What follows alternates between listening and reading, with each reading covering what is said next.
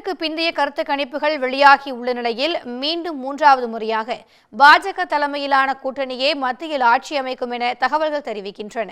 உலகின் மிகப்பெரிய ஜனநாயக திருவிழாவான வாக்குப்பதிவு நேற்றுடன் முடிவடைந்திருக்கிறது. கடந்த ஏப்ரல் மாதம் தொடங்கிய வாக்குப்பதிவு 7 கட்டங்களாக நடந்து வந்த நிலையில் இறுதியாக 7ஆம் கட்ட வாக்குப்பதிவும் நிறைவு பெற்றது. இதனைத் தொடர்ந்து பல முன்னணி செய்தி நிறுவனங்களின் கருத்து கணிப்பு முடிவுகள் வெளியாகியுள்ளன.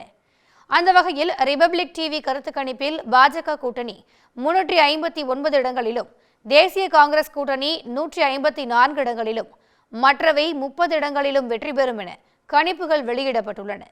NDTV வெளியிட்டுள்ள கருத்து கணிப்பில் பாஜக 371 இடங்களிலும், தேசிய காங்கிரஸ் கூட்டணி 125 இடங்களிலும், மற்றவை 47 இடங்களிலும் வெற்றி பெறும் என கணிப்புகளை வெளியிட்டுள்ளன. இதேபோல டைம்ஸ் நவ் வெளியிட்டுள்ள கருத்து கணிப்பில் பாஜக கூட்டணி 386 இடங்களிலும், தேசிய காங்கிரஸ் கூட்டணி 118 இடங்களிலும், மற்றவை 39 இடங்களை கைப்பற்றும் என தெரிவித்திருக்கின்றன. நியூஸ் எக்ஸ் செய்தி நிறுவனம் வெளியிட்டுள்ள கருத்து கணிப்பில் பாஜக கூட்டணி 371 இடங்களிலும், 125 இடங்களில் காங்கிரஸ் கூட்டணியும், மற்றவை 47 இடங்களிலும் வெற்றி பெறும் என தகவல்களை வெளியிட்டுள்ளன.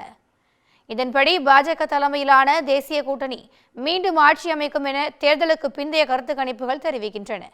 இதேவேளையில் கருத்து கணிப்பு முடிவுகளை பொய்யாக்கி இந்தியா கூட்டணி வெற்றி பெறும் என காங்கிரஸ் தலைவர்கள் கருத்து தெரிவித்துள்ளனர்.